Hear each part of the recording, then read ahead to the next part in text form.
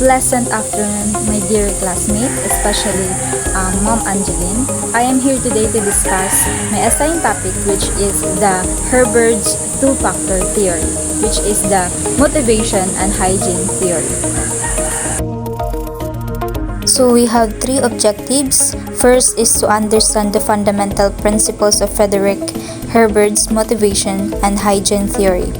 Second, to differentiate between hygiene factors and motivators in the workplace.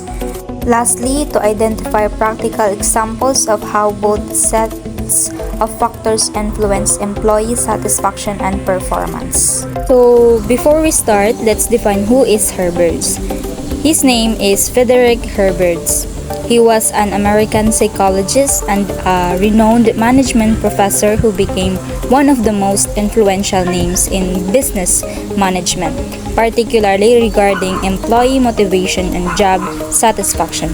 So let us proceed to the first theory, which is the motivation. So we all know that motivation involves feeling purpose within ourselves, what we want or desire to the particular job.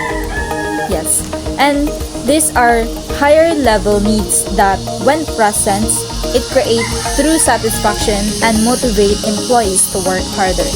Here are the three examples, which is achievement, recognition, the work itself. So first, achievement. Achievement is a feeling, a sense of accomplishment from completing the challenging task given to you by your boss. Ito yung mga paperworks, presentation nga na-achieve mo, nga nagkakamay da kasing realization na kaya mo siya himuon. So the second is recognition.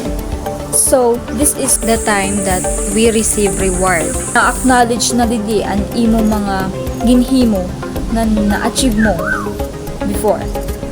So this is the time that na-appreciate sa imo mga coworkers, community, and especially your boss. Then the last one is the most important, the work itself. Kasi marami sa atin dito sa Pilipinas na nagkatrabaho kahit hindi nila gusto ang mga pinapasukan nila. So finding the work interesting and challenging and meaningful. Ito nang pinaka-importante kasi sa work para ma-motivate ang aton self nga magpadayon sa aton career na trabaho. So, let's proceed to hygiene factor. So, hygiene factor, ito naman yung dissatisfaction. So, these are basic needs nga something is missing within that company lead to employee dissatisfaction. For instance, ang purpose ng company, ang goal nila, ang behavior. So here are the three examples: the status, salary, and interpersonal relationship. So, ito yung mga status na hindi natin ka-level yung mga co-workers natin. May iba't ibang education level, kumbaga. Tapos, it can lead to dissatisfaction or because of the level of recognition and respect within the organization. Yun ang problema sa atin. Kasi marami sa atin yung manlalamang, ganun. So, that's the problem. The second is salary. So, sa salary, adequate and competitive pay. Basically means sapat ang iyugin sa sahod, pero ang pagal nga iyo ginhatag is diri pantay-pantay. Halimbawa, ang imo ka coworker wara ginhimo, pero ikaw damon imo mga papers nga gintatrabaho, pero pares ka masahod. So diri na sa makakamay da problem na unmotivate ka sa imo trabaho because of salary na release mo ang babayaran siya sin tuhay pero wala siyang trabaho. So nagakamay da sa problema da. So the next one is interpersonal relationship, positive relationship. The problem is marami sa atin yung nalileft out within our organization or group. So it can lead to unmotivation. Kasi marami sa atin May mga connection sa mga supervisor. Ganun. That's all. Then, ito tayo sa core philosophy. Opposite, not extreme, sabi ni Herbert.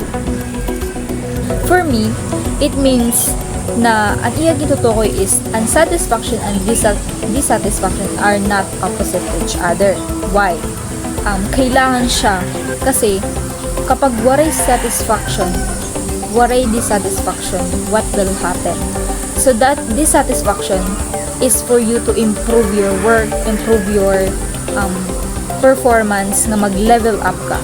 So, this satisfaction and dissatisfaction is always together. They are as one. Diri siya mawawara sa aton mga ginihimo sa life. So, dito tayo sa focus on enrichment. Dito natin malalaman, Managers should focus on providing opportunities for achievement, recognition, responsibility, and growth. so for the summary, we have to remember that hygiene factor is all about dissatisfaction. Absence create dissatisfaction. Presence prevent unhappiness but doesn't motivate. So for the motivator factors, we have this is the time that no satisfaction. So for the motivator factors, we have no satisfaction. Absence creates no satisfaction. Presence drives genuine motivation and engagement. That's all for my report. Thank you. I just had to let you know you're